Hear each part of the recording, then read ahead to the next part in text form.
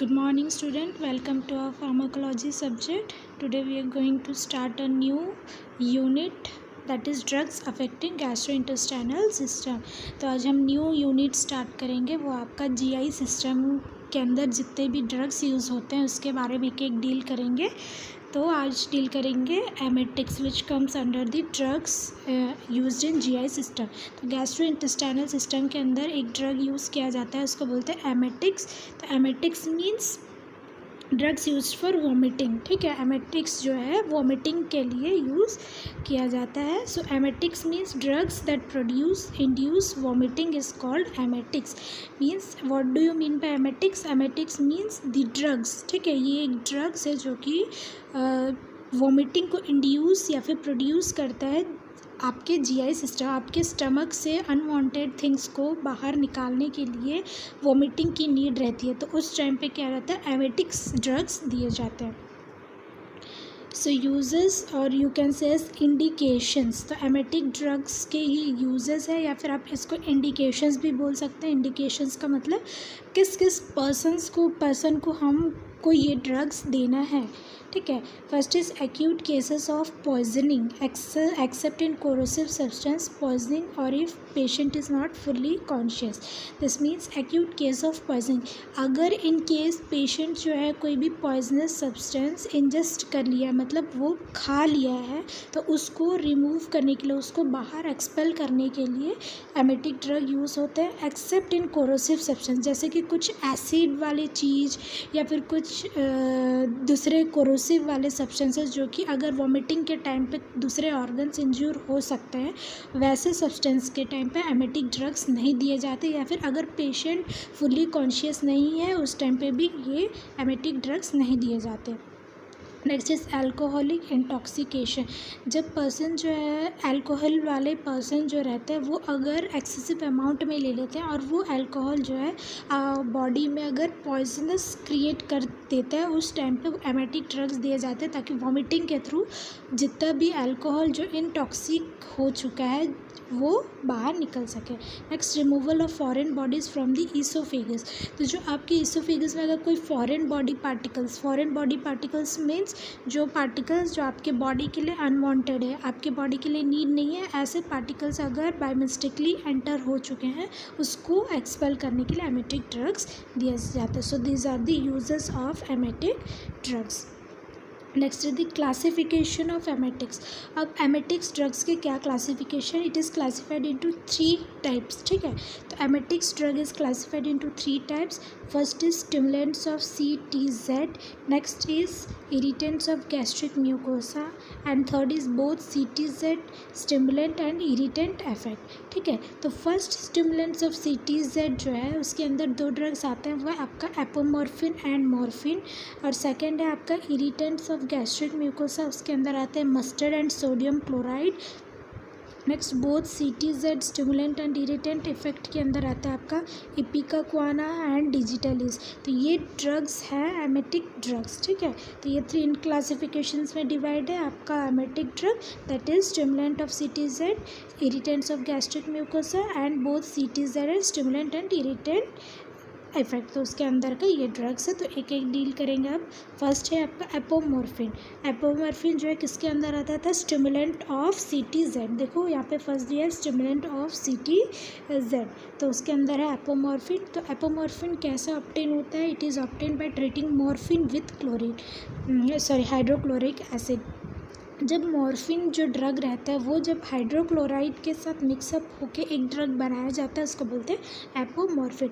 इसका mechanism of action जो ये कैसे एक्ट करता है आपके बॉडी के अंदर जाके, ये अभी तक कोई भी ढूंढ नहीं पाया है. Next, it produce vomiting in 5 to 10 minutes after administration. जैसे आप एपोमॉर्फिन ड्रग पर्सन को देते हो तो 5 से 10 मिनट के अंदर उनको वॉमिटिंग होना शुरू हो जाता है. डोज है 2 to 4 mg और रूट है ये सबक्यूटेनियसली दिया जाता है या फिर इंट्रामस्कुलरली भी दे सकते हैं. Next is mustard. जिसको हम बोलते हैं सरसों। It is a household remedy to induce vomiting. ये एक हाउस होल्ड रेमेडी है जिसमें कि कोई भी पर्सन को अगर वोमिटिंग लाना रहता है तो उस टाइम पे इसको दिया जाता है। Doses 1 teaspoon with water. तो ये क्या करते हैं, 1 टीस्पून लेके एक फुल ऑफ वाटर में डाल के पर्सन को दे दिया जाता है, तो उससे क्या हो जाता है, वोमिटिंग होना शुरू हो जाता है। Next is Ipecacuanha. It is obtained from the dried rhizome and roots of Carapace ipecacuanha from which it derives its name. तो Ipecacuanha एक फ्रूट्स है जो कि ये जैसी ड्राई हो जाता है, ये ड्राई होने के बाद इसका मेडिसिन बनता है, उसका बोलते हैं Ipecacuanha ड्रग, और it is available in syrup form. तो ये सिरप फॉर्म में अवेलेबल है। डोज है इसका 15 to 20 ml, और ये 15 मिनट के अंदर वॉमिटिंग करवाना शुरू कर देता है। So this are the drugs. ठीक है, ये था आपका जितने भी ड्रग्स का एक डिटेल। अभी है मैकेनिज्म ऑफ वॉमिटिंग। अब वॉमिटिंग कैसे होता है? Vomiting is a complex reflex coordinated by central vomiting centre in the medulla. तो वॉमिटिंग क्या है? ये एक कॉम्प्लेक्स रिफ्लेक्स है जो कि आपका मेडुला, जो आपके मेन ब्रेन में सिचुएटेड रहता है, उस मेडुला में ये एक स्टिमुलेट होता है वॉमिटिंग का। It receives information from the gut through the NTS that is vagus nerve. तो ये जो है स्टमक से एक उसको मैसेज मेडुला ऑब्लोंगेटा, ठीक है, मेडुला ऑब्लोंगेटा को क्या होता है, एक मैसेज जाता है वेगस नर्व के थ्रू, और ये cerebral cortex, vestibular apparatus and CTZ are located in area postrema outside BBB means blood brain barrier. तो ब्लड ब्रेन बैरियर के बाद जो है सीटीज जो रहता है, ये सारे क्या करते हैं, vagus nerve, cerebral cortex, vestibular apparatus and CTZ, ये क्या करते हैं, ये स्टिमुलेट करता है, रिफ्लेक्स एक मैसेज पहुंचाता है आपके मेडुला ऑब्लोंगेटा में ताकि वॉमिटिंग हो सके। सो this is mechanism of vomiting. Next, mechanism of action. अब मैकेनिज्म ऑफ एक्शन का मतलब ये है कि जितने भी ड्रग्स आप देते हो पेशेंट को, तो वो बॉडी के अंदर जाके कैसे एक्ट करता है। ठीक है, तो जैसे ही आप कोई भी ड्रग दिए, जैसे कि एग्जांपल में हो गया आपका मस्टर्ड हो गया, ठीक है, अपोमॉर्फिन हो गया, मॉर्फिन हो गया, एपिकाक्वाना, ये जितने भी ड्रग्स आप देते हो तो फर्स्ट ये क्या करता है, cortex, chemoreceptor trigger zone that is D2 and 5-HT3, vestibular apparatus H1 and ACHM and vagus nerve and gastrointestinal tract। तो ये चारों को क्या करता है, स्टिमुलेट करता है। स्टिमुलेट करने के बाद ये चारों क्या करता है, वॉमिटिंग सेंटर जो कि आपके मेडुला ऑब्लोंगेटा में प्रेजेंट रहते हैं उसको स्टिमुलेट करता है, रिफ्लेक्स पहुंचाता है, या फिर you can say that message पहुंचाता है उसको वॉमिटिंग सेंटर को। ये चारों, ठीक है, कौन से चार, cortex, chemoreceptor trigger zone, vagus nerve and intestinal gastrointestinal tract and vestibular apparatus, ये चारों वॉमिटिंग सेंटर को ट्रिगर करते हैं और उसको वॉमिटिंग होने में हेल्प करते हैं। तो इन दिस वे ये ड्रग्स वर्क करते हैं। This is mechanism of action of this emetic drugs. Next, Contra indications. Contra indications का मतलब अब ड्रग्स किस किस को नहीं देने चाहिए। ठीक है, इंडिकेशन में क्या था, ड्रग्स किस किस को देने चाहिए था। अब कॉन्ट्रा इंडिकेशन में क्या है, ड्रग्स किस टाइप के पर्सन को नहीं देना चाहिए। First is hernia. जो पर्सन को हर्निया हो गया है वैसे पर्सनस को ड्रग्स नहीं दिए जाते। हर्निया के बारे में आप डिटेली जो है आपके मेडिकल सर्जिकल के बुक में देंगे कि हर्निया कौन सा कंडीशन है। ठीक है, तो ये जो है इसमें अगर आप देते हो तो पर्सन को और ज़्यादा डिफ़िकल्ट होना स्टार्ट करता है, क्योंकि वॉमिटिंग के टाइम पे बॉडी जो है स्ट्रेन होना स्टार्ट करता है। नेक्स्ट, सीवियर हार्ट डिजीज़ वाले पर्सन को भी नहीं देना है। पेप्टिक अल्सर, पल्मोनरी TB, जिसको TB डिटेक्ट हुआ है, जिसको अल्सर डिटेक्ट हुआ है, जिसको CNS स्टिमुलेंट ड्रग पॉइजनिंग, जिसको सेंट्रल नर्वस सिस्टम का ड्रग पॉइजनिंग है, वैसे वाले को भी नहीं देना है। जो किरोसिन, अगर किरोसिन इंजेस्ट कर लिए हैं, पी लिए हैं, पॉइजन हो चुका है, वैसे पर्सन को भी एमेटिक ड्रग्स नहीं देने, और अनकॉन्शियस पेशेंट्स को नहीं देना है। Next will say the role of nurse. अब नर्स का क्या रोल है जब एमेटिक ड्रग्स दिए जाते हैं। First is patients rights. Because of the risk involve in drug administration, patient have the right to be informed of the name, purpose, action and potential side effects of the drugs.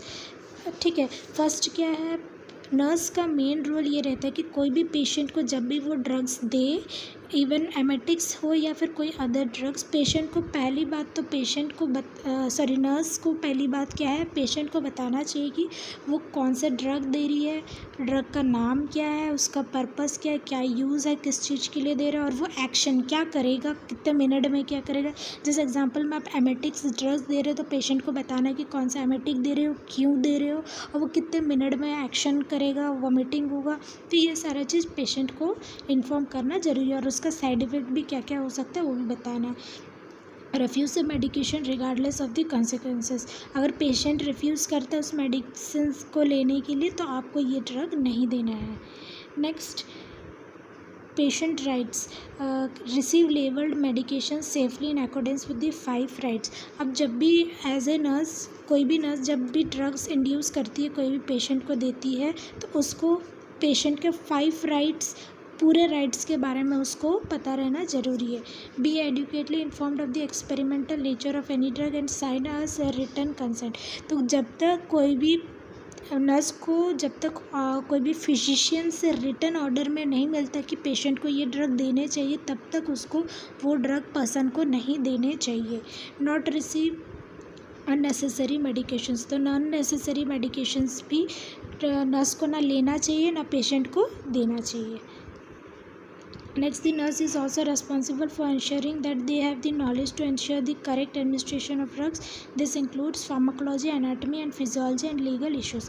तो as a nurse आपका first priority responsibility क्या रहता है कि आपको जो भी drugs आप देते हो, आपको उसके बारे में पहले बात नॉलेज रहना चाहिए कि उसको कैसे एडमिनिस्टर करना चाहिए, उसका साइड इफ़ेक्ट्स क्या है, और प्लस उसका फार्माकोलॉजी के बारे में, मीन्स उसका जेनरिक नेम से लेके उसका side effect, role of nurse तक पूरा चीज़ आपको पता रहना ज़रूरी है।